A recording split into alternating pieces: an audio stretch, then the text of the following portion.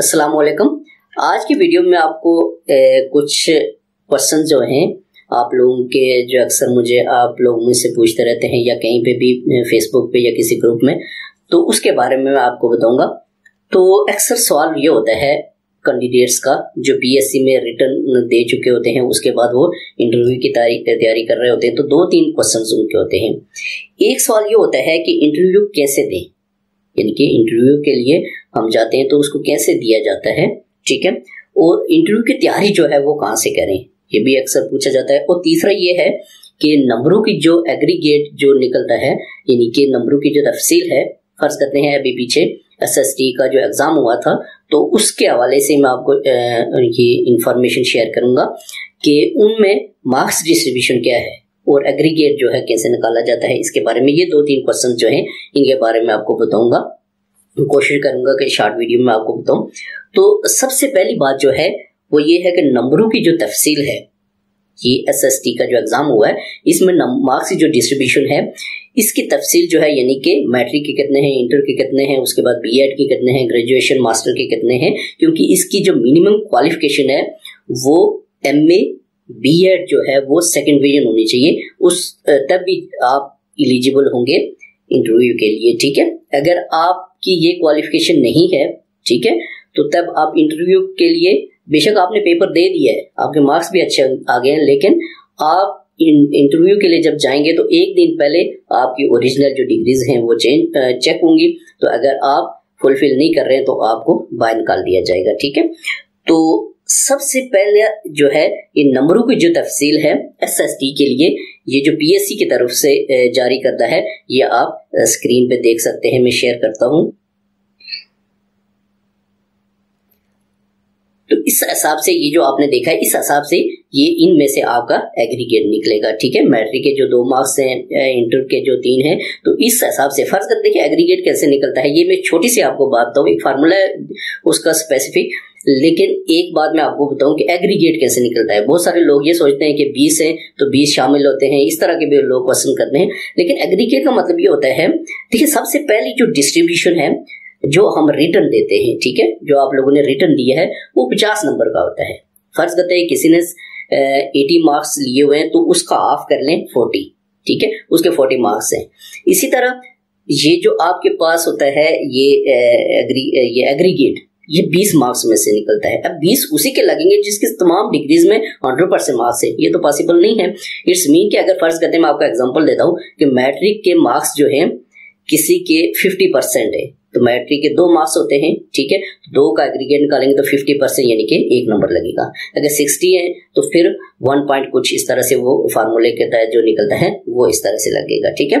उसके बाद जब आपका एग्रीगेट निकल जाता है उसके बाद आप शॉर्ट लिस्ट होते हैं, ठीक है। बहुत सारे लोग ये भी सोचते हैं कि हमारे जो मार्क्स हैं वो 63 कैंडिडेट्स के आए हुए हैं रिटर्न में, तो उनको बुलाएंगे इंटरव्यू के लिए। ऐसी बात नहीं है, ठीक है।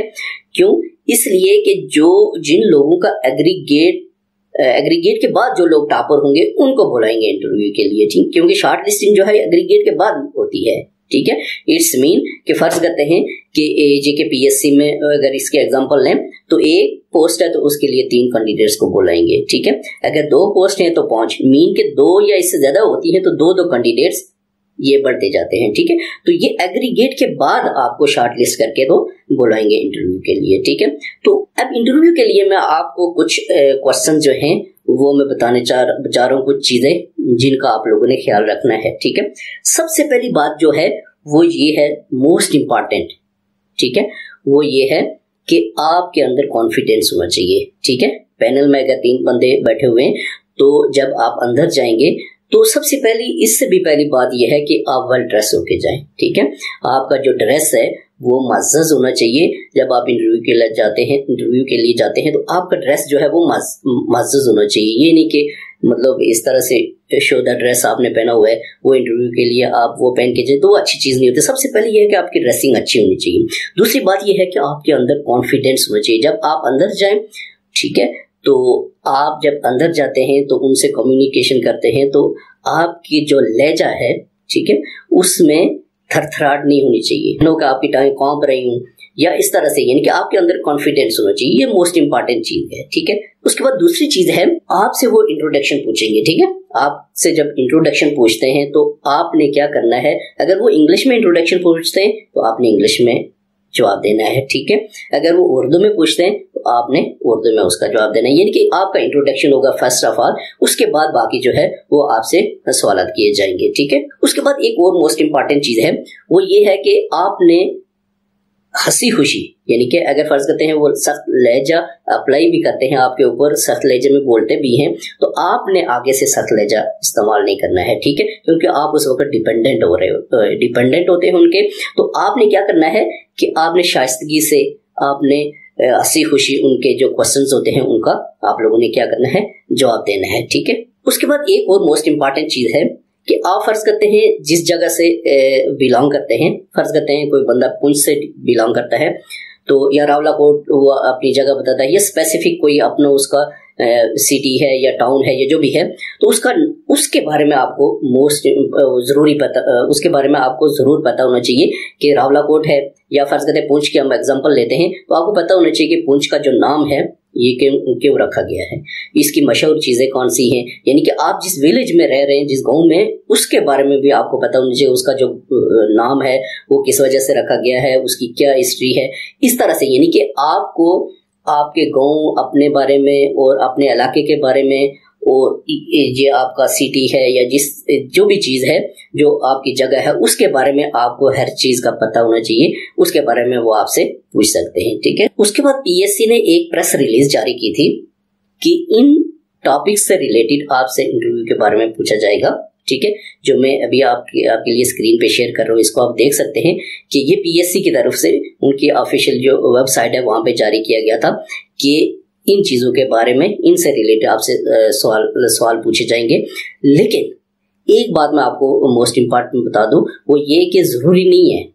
ठीक है, इंटरव्यू में आपसे कुछ भी पूछा जा सकता है, ये कोई स्पेसिफिक बात नहीं है कि आपसे, फर्ज करते हैं इस्लामिक स्टडी के बारे में अगर आपसे पूछा जाए तो उसमें इतना वसी एरिया है, उसका क्राइटेरिया है, आप फिक्का है, फर्ज करते हैं कुरान पाक के बारे में पूछा जाता है, हदीस के बारे में, हुजूर पाक की लाइफ के बारे में, तो वही जवाब देना मुश्किल हो जाता है। इट्स मीन कि ये उन्होंने कंटेंट्स दिए हुए हैं, सब्जेक्ट्स दिए हुए हैं, कंटेंट्स तो नहीं है, सब्जेक्ट्स हैं, लेकिन ये है कि ये कुछ स्पेसिफिक बात नहीं है। इसके अलावा भी आपको इंटरव्यू, क्योंकि इंटरव्यू में कुछ भी पूछा जा सकता है, कोई स्पेसिफिक बात नहीं है, लेकिन जो उन्होंने दी हुई है चीजें, इनके बारे में आप तैयारी करके लाजमी जाएं। इसके बाद लास्ट में मैं आपको एक मोस्ट इंपॉर्टेंट चीज बताने जा रहा हूं, वो ये है कि फर्ज करते हैं कि आप रिटर्न में टॉपर है।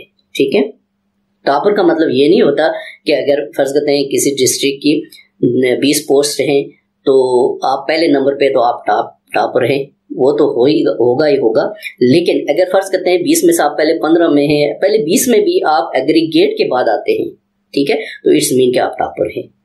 ठीक है, यानी कि अगर 19 सीट्स है, 20 हैं, तो पहले 20 में एग्रीगेट के बाद अगर आपका नाम आ जाता है तो इट्स मीन कि आप क्या होंगे, आप टॉपर में आते हैं।